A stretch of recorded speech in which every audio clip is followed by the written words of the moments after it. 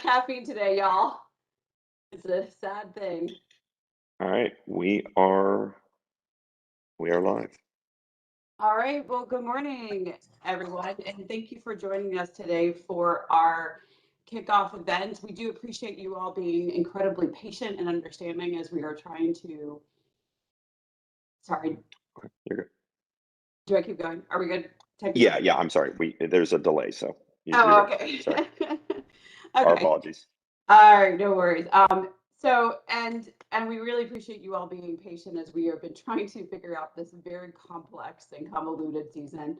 I think it's probably been worse than it been last time because we have all kinds of things happening at the same time, hybrid, in person, all kinds of insane sort of aspects that are facets that are influencing our abilities to plan. But here we are today, so yay. So again, thank you all. Thank you all for being volunteers and being willing to invest into students who may or may not have opportunities to be in to get a part of STEM. Also, I'm Dr. Jamie Garganas. I am the FLL partner on the call or on the presentation we have today. We have Damian Doyle, who is also at UMBC, and I also am faculty of mechanical engineering at UMBC. Dave Barron, who is our head judge, who is one of our who's been doing this for a very long time and also won the Volunteer of the Year award in terms of all of first. So yay, Dave, who also is an employee of ARL. We have Robbie Early, who is our program manager as well as liaison for a lot of things. He does so much, event manager as well. He is also a Catonsville High School engineering teacher. Rose Young, who is awesome, who's been dealing a lot with our qualifying sites, helping a lot manage basically almost everything. And I say she just makes us look good. And she has been doing first for a very long time as well as FTC as well. And she is was a high school teacher for a long time in engineering and now is gratefully volunteering her time through these programs. And then finally, Kaliko White, who works at PG County Community College. I knew it was coming at me. And she is our volunteer coordinator for the Maryland State region. We have also, we'll be missing today, Richard Blorstedt, who is our head state referee as well. I apologize, allergies are getting to me right now this morning. All right, so Rose, would you mind advancing the next slide?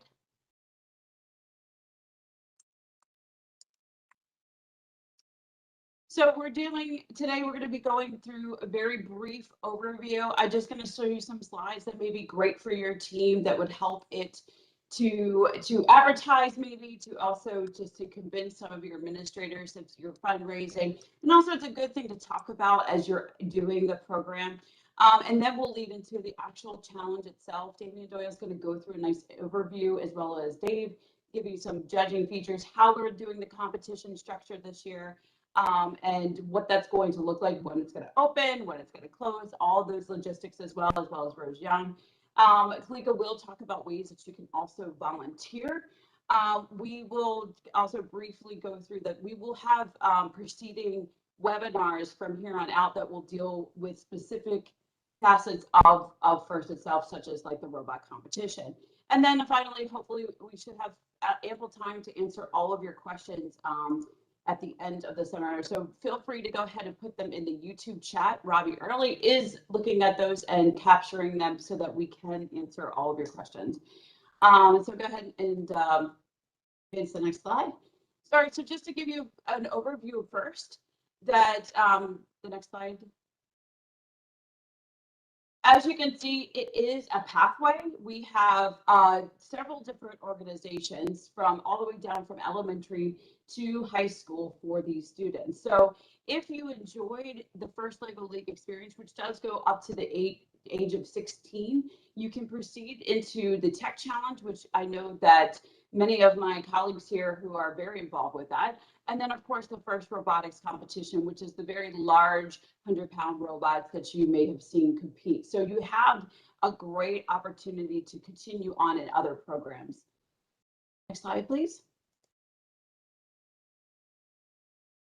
But beyond these fun ways of building and creating, as an engineer, we have our essential skills of dealing with communication and writing and getting involved in the community. So FIRST really brings this opportunity to your students. So where you can actually not only enhance those STEM skills and really bolster about why this is important, but to really give them an opportunity to connect their own culture to this opportunity. Especially FLL is all about bringing together cultures and different internationally speaking as well, because it is an international organization, and being able to do research and really dig into innovation and design. So I can't tell you enough how awesome this is, that this goes beyond, as it says here, more than robots, that we're talking about teamwork and leadership and creative problem solving as well. Really important facets, especially when they come and see me in college. FIRST has a yearly impact report. I highly recommend you take a look at that. That is located on their website. And it includes things, if you go to the next slide, such as this. And there is the link to that resource.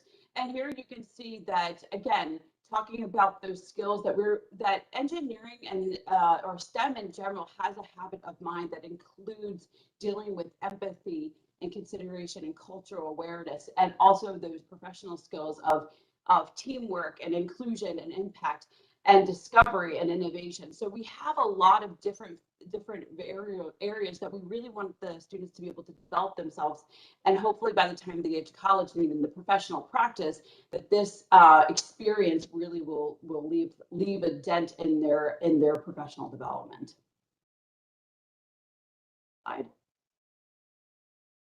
One beautiful thing that I love about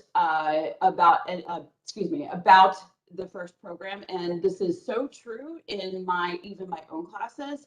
I teach the first year up to senior, and a lot of my first year students have some type of FIRST experience, which is phenomenal. And that could be from just being an FLL to junior FL to sorry, it's no longer called junior FLL Explorer. We have all these new names, and all the way up to the FIRST Tech Challenge in the FRC. And we do have students who also have outside of FIRST VEX experience, but I will say a lot of this experience does influence them to go into an engineering field, which I absolutely adore. And at UMBC, we're incredibly diverse. So I have, in fact, our fastest growing population is African American Black females. So, and some of these females had FIRST experiences, which is such a rewarding thing to hear. So I really do value you as coaches and mentors, because you are making such a difference, especially with our engineering environment. So again, every year we have a, oh, the thing didn't oh, okay. That's supposed to have the Cargo Connect on my end. It's showing it on that end. It does not. So this year, every year we have a theme, and it is based on a challenge that is of today. So today we're dealing with Cargo Connect.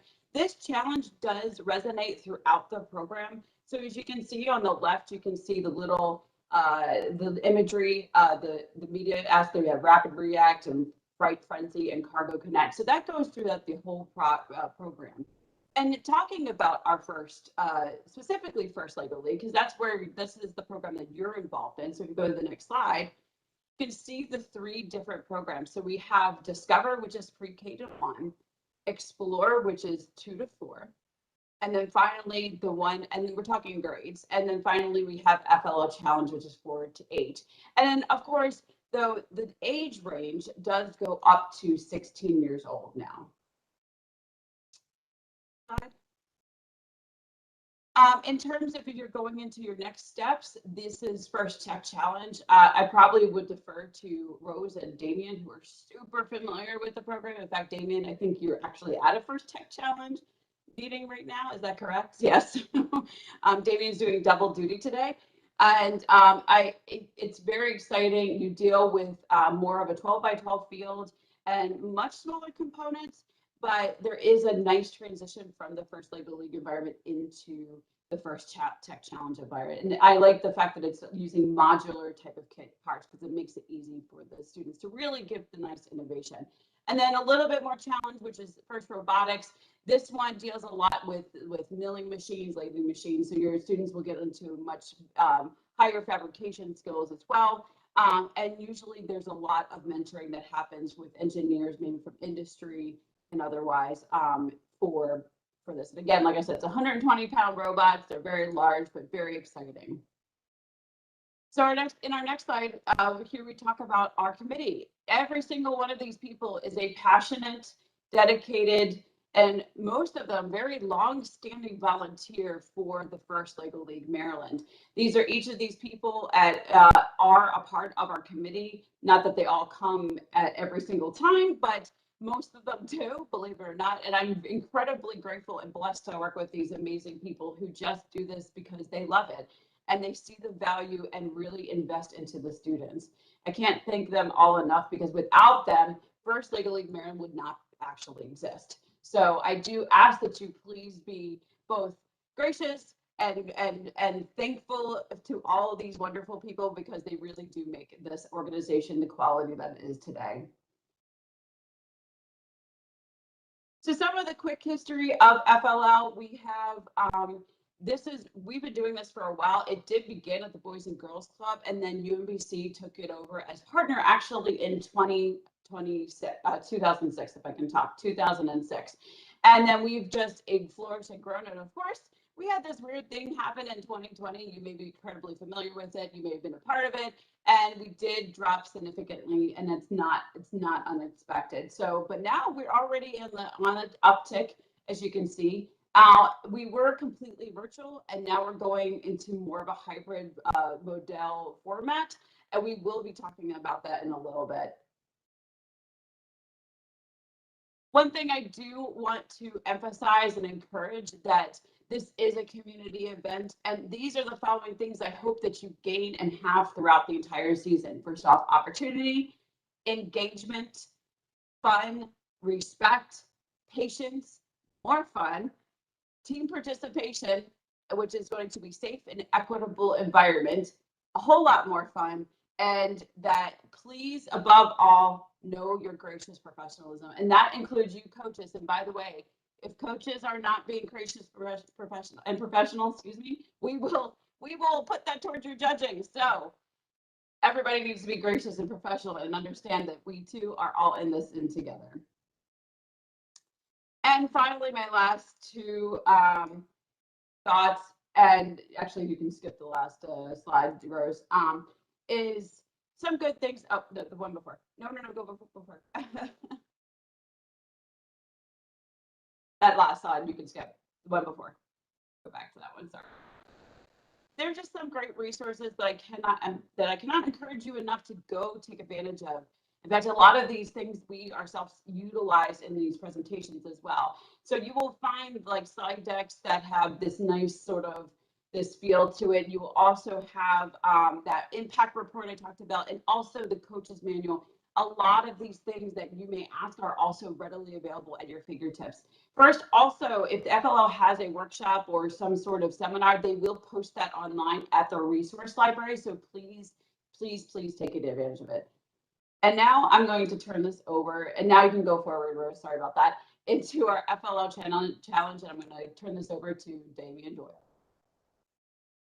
All right, good morning. So I'm going to talk for a couple minutes about the First Lego League Challenge, what it is, and sort of the general format. So if you're a seasoned coach, some of this may be review, but it's always good to remember. So, First Lego League Challenge is 9 to 16-year-olds. It's designed to introduce them to real-world engineering challenges. It can use either the Lego Mindstorms or the Spike Prime technology.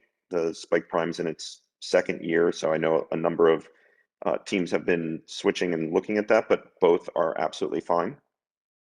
And it really is designed to help them understand some of the challenges today. As Jamie said, the challenge is themed throughout the entire first program, and it's always dealing with a current issue in the world that, and this one with Cargo Connect, with all the supply chain issues going on and everything, is a very timely one. And it's really here to help them learn critical thinking. We want them to get confident working in a team, presenting. These are skills they're going to use throughout their school careers as they continue to advance. And then, of course, we're going to have tournaments and other things. So, Rose, if you can go to the next slide. There's a couple of components to this that we'll talk about. And the first one, and really one of the ones that I think sets FLL apart, is the innovation project. It's not just a robotics competition. There's also the idea that we want students understanding some of the engineering problems that our world is facing and working to make those things better. So we want the teams to identify a real world problem. We want them to be doing research.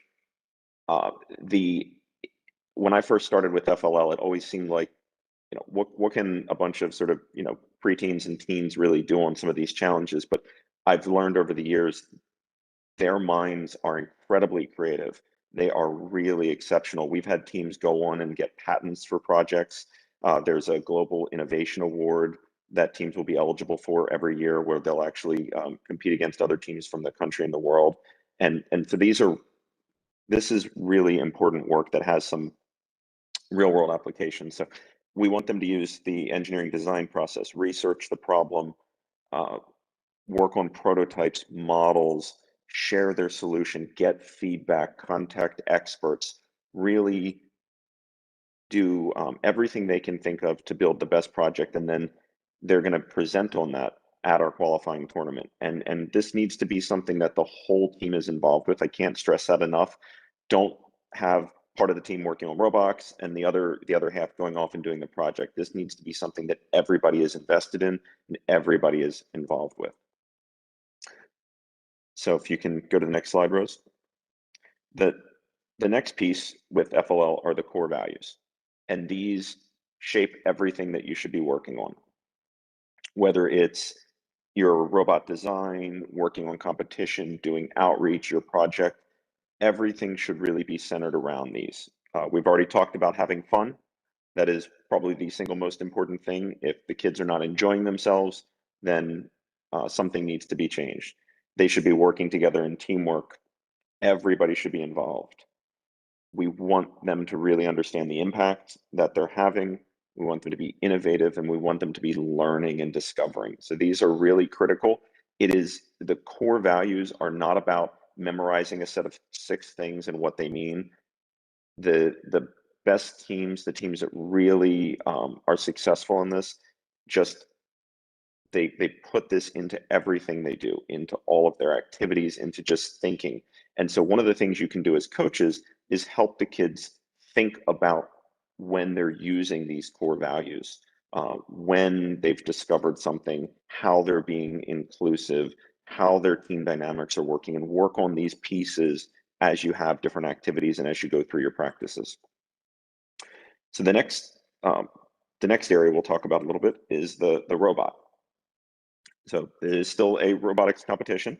So you're going to do a lot with robot design. In the end, it's going to be in service of completing missions on the board in the robot game, which we'll talk about in a second. But this should always be something that you're using a design process for, that you're being intentional about it. Just trying something 20 times and hoping that it works one of them is not as helpful to these students as really walking them through a process of how do you do something, how do you learn, how do you measure, how do you talk about this in the right way. So it's going to involve programming, mechanical design elements, strategies, and what's great is really working with your team to figure out who's interested in which aspects, how they can work together on this, and how they can help build each other up because of their strengths and things they come up with. So really do make sure you're intentional about the design and about the way you approach this with the team. And then lastly, we have the robot game itself. And the robot game, you're going to identify the different missions that you want to solve. Do not at all feel like you need to try and solve all of the missions. That is not what you want to be doing. You will not be trying to do that in 2.5 minutes, but let the team really pick what's interesting to them. Sometimes it's fascinating because of a particular challenge with that mission. Sometimes it's fascinating because it involves a giant chicken. It's whatever is appealing to them. One of my teams a number of years ago, the only mission they wanted to do was the one that involved flushing a toilet. It didn't matter how hard it was. It didn't matter how many points it got. It mattered they were able to use a robot to flush a toilet. That was the be critical things. So let the team really talk through strategy, and then make sure they're enjoying themselves with that as well. So you can build and customize your robot to your heart's content. There are some rules around how many motors and other things, but there's a lot of flexibility in the shape of the robot. Don't feel like you need to stick with sort of the default one out of the box. Make sure you're testing your design, you're going through it. We always had a rule that one of my other coaches, when I was running a team, he created, that you had to be able to produce something, you had to be able to run something 5 times. Until you could do it 5 times in a row, it didn't work.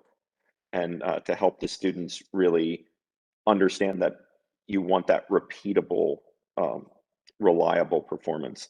And then in the end, your robot's going to have to pick up objects, navigate the board, and you're going to have a 2.5-minute time to do this. And you'll be on a table. Your team will have a table next to another team, because there's a mission where you can share and move things between the board. So you'll have a 2.5-minute time limit. At the actual competition, there's a lot of pressure, so you want to make sure that everybody's comfortable, they know their roles, and they won't get sort of overwhelmed by that environment. So you want to try to make sure that it's as routine to them as possible as they go through this. So you can go to the next slide. And we, as Jamie mentioned earlier, we're going to have some separate webinars coming soon that will go through the rules for every mission. There are always some nuances. There are rule updates that come out every 1 to 2 weeks on the FLL website. You should make sure you're checking those rule updates. Sometimes they really can change how a mission is scored, how a mission is perceived. So they're really critical as you're going through and designing things, that you're checking those game updates at least every other week. For the team itself, we do have a youth protection program within FIRST. So your 2 lead coaches need to be screened. It involves watching a video and then going through the program guide and then submitting some of the materials. So once you go through that, you'll go through that. And once you go through that, you'll go through that. Once you go through that, FIRST will take care of that on the back end. We want to make sure everybody's working in a safe environment. We also do the same thing for a lot of our volunteers. I think my last slide is talking about your role as coaches. And I touched on a couple of these things, but first and foremost, your job is to be the cheerleader of the team. Do not be afraid to ask other parents for help. Just because you're coaching the team, this is a joint effort. This should involve everyone. You really want to be keeping the team on track. You do not need to be the expert. You don't need to be the expert in the robot. You don't need to be the expert in whatever the innovation project is. The kids can pick up the robot. They can look online for things. You can help them find resources. You need to be the one guiding them, not the one doing the work or feeling like you need to know more than them. Always establish a routine with your team. Have what's expected at practice, whether it's having a couple minutes at the start or the end to recap things, set goals, missions, but that consistency really helps, especially with younger teams, when they know what to expect, when they can get into that routine. It makes that practice flow a lot quicker. Try to always teach through questions and through feedback, asking them, well, okay, that happened. That happened this time. What would have happened if you did this? And what do you think would happen about this? And if that was taken, what, the more you can ask the what, why, how, it really gets them thinking, and then you're avoiding that trap that's easy to fall into as a coach, where you're providing an answer. You are not here to do the work. You're just here to enable them. And so the more questions you ask, the easier it is to keep that boundary. That was one thing that was really hard when I had a young team, and the question model really helped with that. If you're doing presentations in your practices, trying to teach them certain things, try to keep them short. You will not keep an attention span of a 9 or a 10-year-old for a 45-minute PowerPoint presentation. I can't keep that for my staff at work. So really try to keep the presentations as short as you can, make them interactive, make sure that the team can be up and moving around, and be part of the team. Yes, they're your coach, but if you need to take a break and go run around for a little bit, go run around with them. If they're doing a fun activity, do the activity with them. And one of the other things that I've always found helpful is to have a contract with the team. It doesn't have to be a really long thing, but just something that at the beginning of the season or even in the middle sets the expectations. Here's what you expect for each team member. Here's the kind of conduct, the kind of attendance, the kind of effort you're expecting, and then what they can expect from you, what you're going to be doing, what your roles are. It helps keep that from becoming contentious with any parents down the road, and it gives the kids a really good sense of what's going to be going on. So, and again, at its core, this is a fun thing. Never lose track of that. If the team is not excited and they're not having fun, then you just rethink the approach, make sure they're having fun. That has got to be the number one thing. I think that's the end of my slides. Oh, I'm sorry, I had one more. The other thing about this, as a parent or as a coach, we really encourage people to volunteer as a judge or a referee at some of our qualifying events. I know when my first year I went to an event, I had no idea what was going on. So I was kind of walking my team around to the different judging rooms, and it was a completely new experience for me. After that, myself and a couple of our parents, we volunteered as judges and referees. We learned so much about the process, how the judging is done, with the kinds of things they're looking for, what different teams are doing, the processes. It allowed us to bring back so much to our team that they were much better off in years going forward because we had that knowledge. So it really, selfishly, volunteering can help your team immensely. It is also a blast. You get to see so many different groups, you get to see so many different perspectives, and there is nothing quite like seeing large groups of elementary and middle schoolers just bustling over with nervous and excited energy and going through this. So it is something that every opportunity you have, can't encourage you enough to volunteer at some of these qualifying events of the state championship or whenever you can. All right. And then I'm going to turn it over to Dave Barron and Rose Young for the next set. So the first thing we're going to talk about is something that I know there have been a lot of questions about, and we're going to try to give you as much information as we can about what the season is going to look like, we think, at this point. So we mentioned hybrid, and that would be most of the events. We have some general areas that we'll share with you about where the events would be, but they'll run this way. There will be also some remote, at least one opportunity to just be involved remote. So we know that there are still some teams that might have difficulty taking their students in person somewhere, particularly in January, February timeframe. So there will be an option where you don't compete in person at all.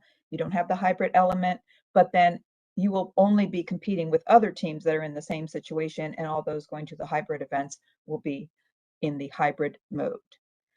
The same process, these are qualifiers for the state tournament qualification, will be in place for all of the tournaments. So there'll be a certain number of slots that will be allocated, and you'll know about that when you go to your event. Then we will have a state tournament. It is tentative yet for sometime in March, and when that date is firmed up, then it will be shared with you. The events themselves that you're going to see and that you'll be able to sign up for begin, the earliest one is January 15th, and by the end of February, all the qualifiers should be done. So there's about a 6-week window in there, and everyone will have one qualifier, just as we've always had one qualifier in that window, and then you'll have another, as little as a week or two, or maybe as much as a month to get ready to go to the state tournament, which would also be in the hybrid mode that's currently planned. What we are encouraging teams to do, and I'll say a little bit more about why, is to try to think about registering geographically close to you. What does hybrid mean? It means that for half of the day, maybe the morning, maybe the afternoon, your team would go with a group of teams anywhere from 8 to 12 teams, depending on the size of the venue, and do your robot rounds, just like you normally would do your robot rounds. But that's all you would do in person. Then you'll need to transition back to, say you did those in the morning, transition back to a meeting space, your home, or individual homes to be able to do the judging part, which would be virtual. We'll set the schedule up so there's plenty of time for that transition, lunch, getting everybody set up. But if you're driving across the state, that would put you in a pretty stressful situation. So, we want you to be able to have choices to make it pretty easy on yourself and the team to choose something that's going to be fairly convenient for you to go for that short period of time, say 3 hours instead of the whole day in person. There will also be a lot of other things that we'll set up on site, the social distancing, expect masks to be worn, and all of that information will be shared with you by the hosts at those particular sites. So hopefully this will be a way to bring back the game, and bring back the excitement, get the kids involved, get those refs out there talking to the students instead of just looking at the video. It doesn't mean that if you have to do remote, that there's going to be an advantage or a disadvantage. You'll still have your robot game. You would just be submitting it online. But we're really hoping that the vast majority are going to be able to do the hybrid, and that is the vast majority of the events that we currently have scheduled. Okay, there will be a fee. Last year's fee was very low. It was just for the virtual, and we're not back up to what we had in the past. It's going to be a $40. So the process would be, we'll have a week that the registration will be open. You'll all be notified. All the coaches will be notified, and you'll give a ranking of, you'll still have choices of events. There will be none in December, so that you have to pick one in December rule is gone. But you will have to identify if you need the remote event. So that's a new requirement. It'll still be $40 for each team to register, and you'll do all that on the link that you're sent to do the registration. And then shortly after that, certainly sometime in November or December, you'll be able to know when your event is and where it is, and should start hearing from the host with all those details about, when to come and what the access to the site would be like. Okay. So here's a little bit more about the hybrid structure. And one of the things that Dave will talk about is the consolidated judging that will be taking place, because we would have switched to that in any case. So he's going to share a lot about what consolidated judging looks like. That means one interview, not running around to different rooms. So that will make it a little bit easier, I think, for that other portion, that other half of the day when you're doing it individually. We're still working on the remote as far as what will be submitted, when it will be submitted, how we'll schedule the synchronous judging. And if you do need to do a remote event, you'll be getting a lot more information. It's just not a whole lot to share about the specifics of those remote events at this point. And I just want to make a little aside. I don't know if Damien noticed, but maybe some of you did. I wanted to give him a little credibility for his FLL coaching. So Damien was in one of the pictures on the slide that he's talking about with his team. He doesn't look like he realized that I put that picture in there. I saw that like out of the corner of my eye as I was talking. I'm guessing you did that. That was funny. I stuck that one in there this morning, and that was at Boys Latin, and that will be another one of our locations this year. So look for some more fun there at Boys Latin. And the pictures here I had to include because this is my very first qualifier that I ever ran, and my eldest son was one of the referees, so it's like my favorite picture for all time. But I wanted to get you guys fired up a little bit for this hybrid event, and that you will see the referees and you will see the table, and the kids will be able to jump up and down and celebrate together, at least for the robot game part. Okay, so as far as the rest of it, I'm going to turn it over to Dave, who's going to talk about the judging. Thanks, Rose. So yeah, I'll start just talking a little bit about the consolidated judging. So this is a shift that first is made actually for last season. So for those of you that competed in our synchronous qualifier last season, you've already been exposed to this. But the idea is that instead of doing 3 judging sessions across the morning, where you spend 10 minutes in a room doing core values and 10 minutes doing project and 10 minutes doing robot design, We've shifted to this new model where all of the judging happens in one 25-minute session. So kind of the flow is that the team joins the room, and as Rose mentioned, this will all be hybrid this year, and so the room will be virtual. You'll be in a Zoom or WebEx or some other video technology room similar to what we're in today. You'll start with questions about your project, and then talk about your experiences in the robot game and building out the robot for robot design, and then wrapping up with some questions about core values. So one of the key points on that is that there are some submission requirements prior to the day of your event. I think one thing that we've did last season that was really successful is we had teams video their project presentations and submit those ahead of time. And that gives our judges the ability to see them prior to the day of the event, or just before the team comes into the room to refresh their memory, and then be able to jump right into questions about the project as we start the judging session. A couple other notes about judging the season. We do have new rubrics again this season. They're pretty similar to last year, but make sure you're looking at the Cargo Connect rubrics. If you're looking at rubrics online, some of the wording has changed again just a little bit. In an ever evolving attempt by FIRST to try to make the scoring more standardized and clear across, and expectations clear across all their different events across the world. And that is it on that.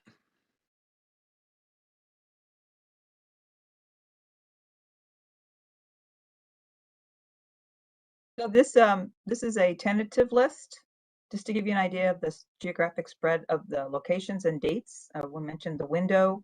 I think there was a question that came up about the remote event, and is the window the same? It will be, but because we're still not quite sure how many teams that will need this remote event, and our interaction with the site is that's kind of another new thing. That date might move, and some of the specifics about the remote might move, but the other dates are that window is pretty much secured. We're getting signed contracts right now, so there won't be too many more specifics until we get all the contracts in, and at that point you'll get the registration will be open. But you can see that they're across the state. There are some areas that are a little farther away for folks to go, and we assume, for example, Eastern Shore and Garrett County to draw mostly from teams that are close to them. We do have quite a number of, about a quarter of the teams are in Montgomery County. So there are 2 sites there, and then there are other sites that would be within a reasonable commute for those Montgomery County teams. So look for the fully fleshed out list to be shared with you at the registration. And then when the website's updated, of course, there's going to be a page that has the information about that as well. So I think there was also a question about ranking your choices. And yes, you will be able to put in like a first, second, and third choice. And but the same rule applies for certain sites that request teams, that they would be able to kind of have first choice that way. So that'll all be very clear in the registration process. But yes, you will have a choice of 3, and you'll be able to rank those.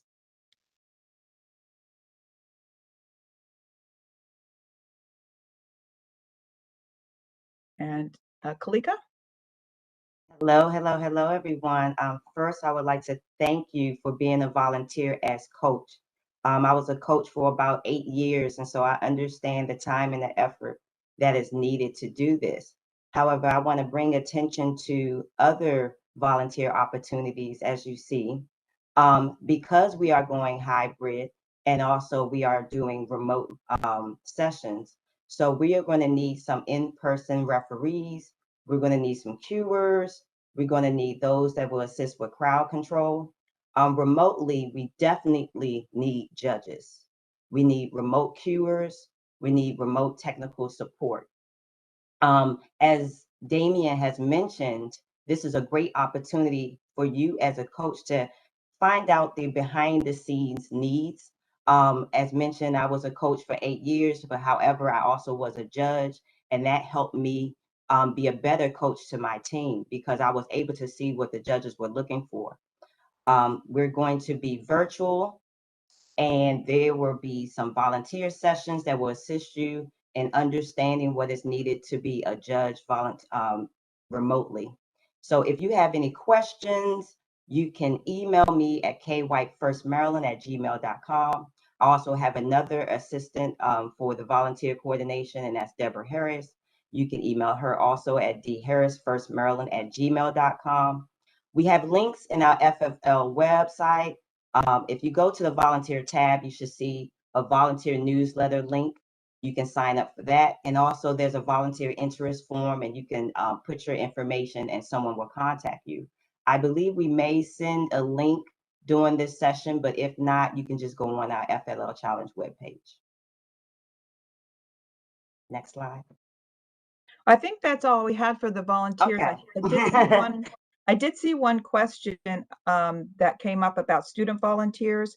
Unfortunately, this year we will not really need as many students because there are only limited in-person positions, including the referees and cuers. But since most of the host sites are associated with groups such as a First Robotics team and other sources of student volunteers, it's highly unlikely that students are going to be able to sign up to volunteer to get service hours unless they're associated with one of the hosts, because we just really don't need as many. But we still need a lot of adult volunteers for those judge positions, as Kalika mentioned.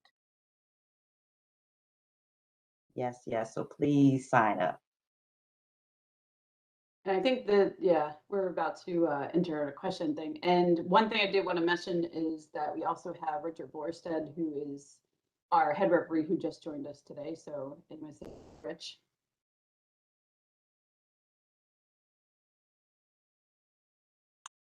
Rich, are you there? Okay. Yeah, I'm here. If anyone has any questions about the robot game or how logistics will work for that, I can answer those questions as well. And as Damien said earlier, we'll have a robot game sort of training session for all the coaches later in November. And just one or two other questions that have come up in the chat. We will be sharing the slides as well. So the recording of this will go up on the FLL website, as will the slide deck. There's also a couple of questions in the chat about the age limit, and this is something we're having to confirm ourselves now. Last year, communications had come out about changing the age limit from previously it had been 9 to 14 in the US. Last year, there was communication changing it to 9 to 16. It's really unclear right now which it is. So we're trying to get confirmation, and we'll get a definitive answer on what it is in our area for you. But as we're looking, we're finding nice websites that show both. Yeah, good for us. Yeah. Yeah, so it's not about grade, and I did see Timothy's question. It's not about grade, it's about age. So whether they're a ninth grade or not, that doesn't matter. We don't go by actual grade. That's just a kind of an indicator versus actually being age itself. And if you have someone that's borderline, you can reach out to us and let us know. I did want to hit on the hard question, and I'm not sure if we went through a little bit of this in our presentation. There was a question about robot games and COVID. Are there any special rules for the kids for the robot game? Per COVID, 4-H was not allowed to participate this year. Actually, Dave, did you want to hit this one? Or I can talk about it. Or Rose. I think actually that Rose is probably the biggest expert between the three. Yeah, because you spend the most time talking to the qualifiers. I think like the short answer here is we are still going to be having a lot of COVID mitigation measures at our in-person events. I would expect as of today that most of our qualifier sites will not be allowing guests for the robot game, so it'll be limited to the team and probably a set number of coaches. A lot of this is going to be dependent on the individual sites because we're in a lot of cases we're going to defer to the individual sites. I think we'll have a set policy that is in place as far as masking and social distancing and limiting the physical number of people on site across all of our events. But we will always defer to the individual sites in situations where they need to put a more restrictive policy in place in order to meet their own local requirements. And those requirements we realize could change in January and February. So we were going to encourage the qualifier hosts to reach out to the teams that are coming and make sure everyone's aware. But I think for planning purposes, what Dave mentioned is what you can expect, that you will be masked, that the sites will provide some locations for the teams to work together, but they'd be socially distanced from the other teams, that they would have a flow set up so that there's not a lot of interaction between the teams coming and going from the robot games, and that you would spend a limited amount of time. You'll come in, do the robot games, and leave. So there's not a lot of interaction, and there would be no food service. There's no lunch, nothing like that. So you come in and you go. And I had forgotten to mention that what this means is teams do not bring their project presentation. They do not bring posters, decorations, or things to share with other teams. This is strictly the robot game. So hopefully that'll be made clear as well by the hosts when they establish all the details and we get a little closer to the date. So it should be pretty easy. You bring the robot and what you need for the robot, you bring your team, do your runs, and then you move on to the next phase, or vice versa.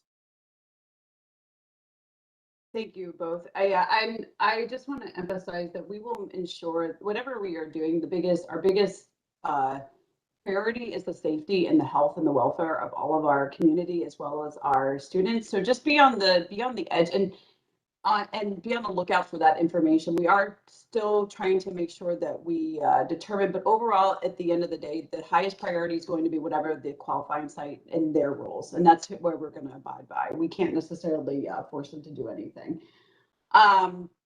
There was a question on how do we sign up for a qualifying event. I think that's did we just, I know we talked about the different qualifying sites, and why is it called a qualifier, actually?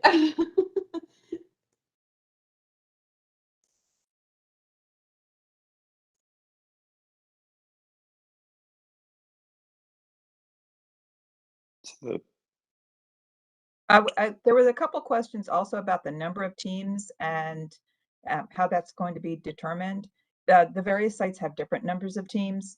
The number of teams that would be on site at any given time would be somewhere between 8 and 12, but the total number could be somewhere between 12 and 24 in a competitive group, if that answers that question. And the number of qualifying slots, as Jamie pointed out, it's a qualifier. The number of slots that go on would be that there's a ratio to the number of teams competing. So it's not an advantage to go to a smaller event in that way. Qualifiers serve as the place for you to do an initial event. Basically, this is where, and there's a lot of questions on, do we have to compete in all of the events? Yes, you do. If you want to be eligible for an award, that is first rules, that you have to compete in all events that are related to FLL. So that is the robot, the judging, the, sorry, help me out here, James. Innovation and core values. Yeah, thank you. You would think I've been doing this for 19 years. I would know better. So this is the opportunity that way when we get to states, which we do, by the way, have a tentative state date, which I can announce today for the first time, and even my own team hasn't heard this, that we will be taking a percentage from each of the different areas. That's why it's a qualifying. Just like at a softball game or soccer game, you have different hierarchies. Our tentative state date right now is March the 5th. Okay, and that is a week before one of the qualifiers, which is not a bad thing, but right now we're still working that out. There could be a change, and we do have a snow date, but right now it's March the 5th at UMBC. One other thing that I saw pop up in the chat, we're encouraging you to go to a qualifier that's near where your team is based, but it's not a hard limit. We're not going to be telling you that if you're in, Montgomery County, you can't go to PG County, or if you're in Howard County, you can't go to Baltimore. We're just advising you that the closer you can find a qualifier, the easier it is. If you wound up forgetting a piece, 10 minutes down your drive, you can turn around. If you're driving 2 hours for a qualifier, it's a little tougher. So you will certainly be able to pick what works best for you in terms of a date and a location. Yeah, and but we'll give you those couple of choices. So.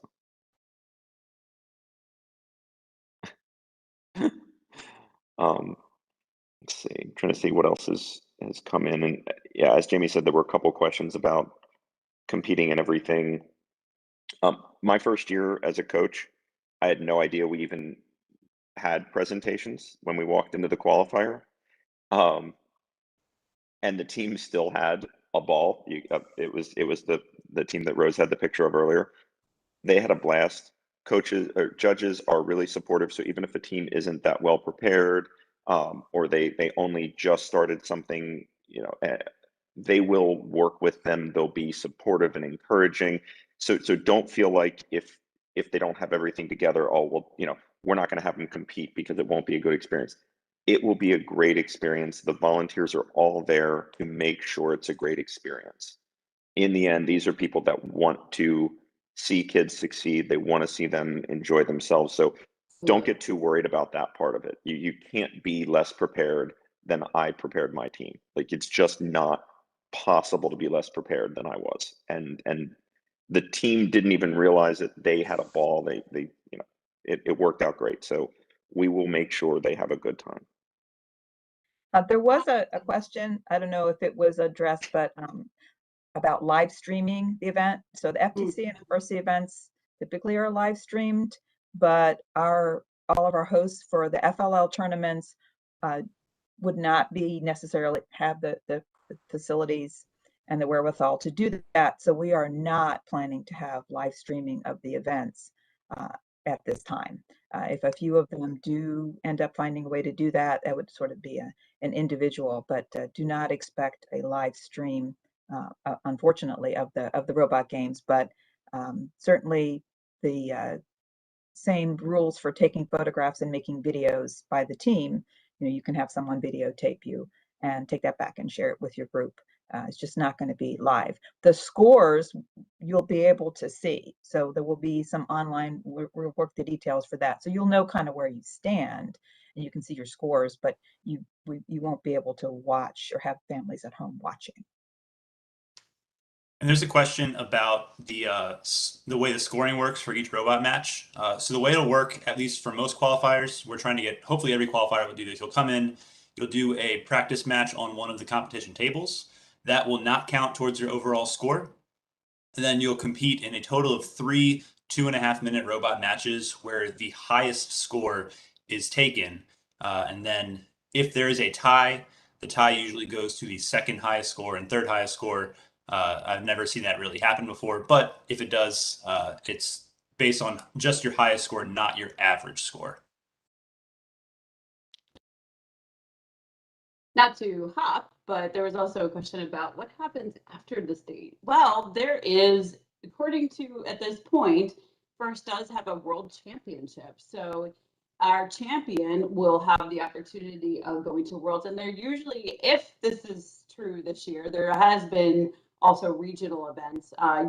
Several different places have official First regional events where that includes also people from various countries as well, but they will be more domestic versus it being international. But there's 2 world events. We are usually given slots for about 2 places at one of them. I don't know if there's still what those plans are at this point. I haven't received any information quite yet, but they still are planning to have them. So be prepared if you do become champion.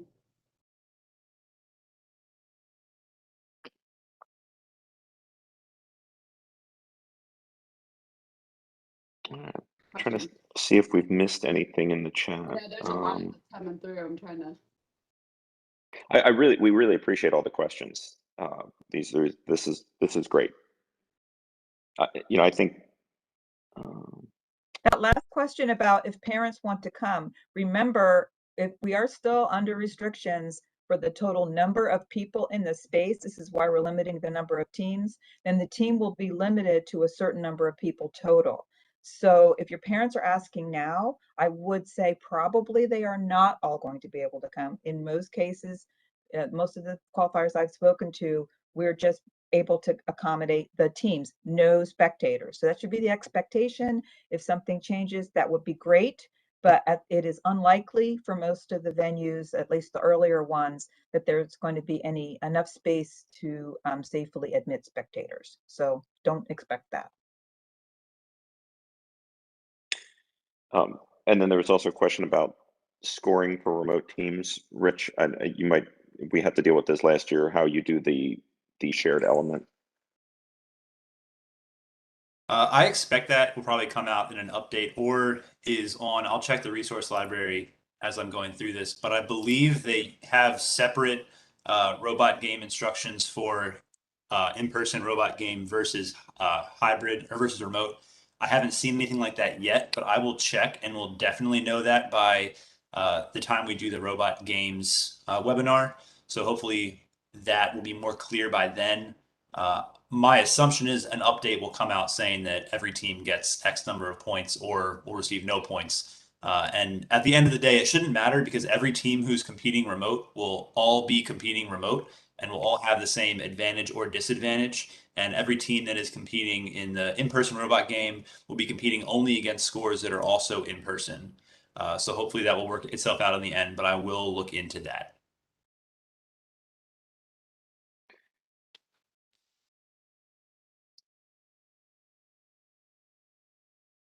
So there was also a question just posted about FLL Explore, and I think the answer right now is that that's a number of groups are still working with FIRST to determine what that's going to look like this season. So I don't think we really have a lot of information at this point.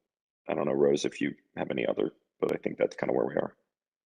That is where we are. I do have plans to contact someone next week and maybe have something to share, because since a lot of the FLL Challenge coaches also have Explore teams, I think this is a group that might be interested in knowing. And I've actually had a qualifier ask me about it as well. So I'll dig into that and share whatever information I can.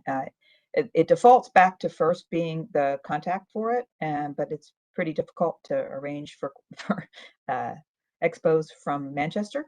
So yeah, there's still a bit of a hole there, but we hope to get some information out fairly soon. The previous partner that was handling Explore has isn't able to do it this year, so that's the reason for the delay. So we appreciate everybody's patience with that. Damien, I saw we had a couple questions about awards and advancement in the chat, and I realized we didn't really talk about that, so I wanted to take just a minute to speak to that briefly. Please. So for qualifiers, we give out awards on a range of areas. So for each of the 3 judged categories, there's an award for that. There's an award for robot performance, which is pretty straightforward. It goes to the team that has the highest robot score. As Rich described, you get three plays on the table, and your top score is the one that counts. And then we use the others as tiebreakers when that comes up, if it comes up. We also give out trophies for robot design, core values, innovation projects.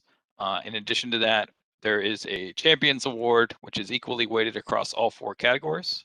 So it's equally weighted across robot design, innovation project, core values, and robot performance. For the number of trophies and like the first, second place, that will be proportional based on the number of teams competing at the qualifier. We usually try to hit a target of 40 to 50% of teams receive an award at an individual qualifier. For advancement to our state championship event, that is based on the Champions Award criteria. And so we're looking to recognize the overall teams that are strong in all areas. In order to advance, historically, that's been about 20% of our teams advance to states. That ratio isn't really known right now. It'll be dependent both on how many teams we actually end up having sign up for qualifiers in the state of Maryland this year, and how many slots we feel that we can safely accommodate at states. That number will be set prior to our first qualifier, but I would imagine I'll be setting that number in early January, just before that first qualifier hits. To be eligible to win an award, you do have to compete in all 4 areas. You don't have to be strong in all 4 areas, but you do have to, show up and participate in everything in order to be eligible to win an award. I also saw a question in the chat about pre-submission of materials. That will be released. My target is to try to get that out in mid-December, exactly what we're looking for and more guidance on that. But they're initially, I know that we'll be asking all our teams to submit their project ahead of time. I would expect that there will be a small core values video request as well. And for my teams that are competing in hybrid, which is most of the teams this year, we probably will not ask for any robot material ahead of time. We'll handle that live in the judging session. For the teams that are competing in the fully remote event that we're offering, like there you will need to put forward a robot design executive summary. And as I mentioned, that's all kind of tentative still. We will be putting out official guidance on that in a written form with the clear expectations of what we want from the teams.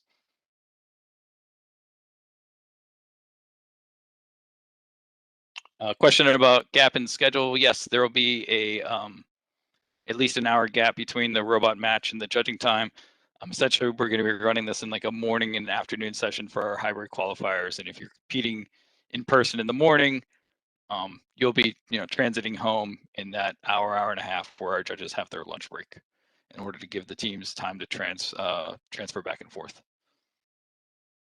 And just to come back to this question about the shared mission models that affect scoring for both sides, there was an update on September 30th about the airdrop shared mission that explains exactly what to do if you're the only table competing. So if you're either by yourself and there's no one across from you at an in-person tournament, or if you're at home competing on your own practice table by yourself, it has specific guidelines for exactly how to lay your parts out and what you are able to do with the shared mission model and how that affects scoring since you're by yourself. And just to kind of plug the updates, they get updated periodically. It always comes out on a Wednesday. So make sure that you are checking that. If you're a coach, I would say at least once a week, probably before your meeting. That way you know if something has changed, how you can work that through your team. And I'll make sure to add links to all the resources into the presentation before we send it out to everybody. And so we're a little over our hour, so I want to thank everybody on our presentations for their time, and thank you all for your questions. If you do have more questions, feel free to email us at fll@umbc.edu. We'll be happy to get back to you. Somebody real quick asked a question about they're waiting on boards and missions. They are already shipping. I know there have been some delays throughout the different first programs on getting materials, but yes, a number of teams have definitely gotten them, so they are sort of out in the wild. Hopefully it won't take too long once you order it. But Jamie, do you any final words? I just want to echo what Damien said. Thank you all for joining us today. These were great questions and things for us to. It also helps us in terms of informing our own planning. And yes, please feel free to continue to email us. We do have a generalized email at fll@umbc.edu. We'll put that in the chat as well. And be on the lookout for our newsletters. All that has all the information you will need in terms of, especially when our qualifying season, in terms of signups will come. We'll be arriving hopefully in November, middle of November. Again, I just can't thank you enough for doing and being a part of this community. It is such a rewarding and a quite an amazing investment, especially when we get to work with the students and seeing how excited. And many of the students are just so impacted that they continue on in such a great career. Let me know if you let us know if you have anything else. Please feel free to email and we'll get back to you as soon as we can. Otherwise, have a wonderful rest of your weekend. Thank you for spending Saturday morning with us. And thank you. And we appreciate you. So thank you. I'm looking at the chat as we speak. Thank you very much. And like I said, have a great weekend and looking forward and look for Rich's seminar coming up for his robot matches. He gets the most questions.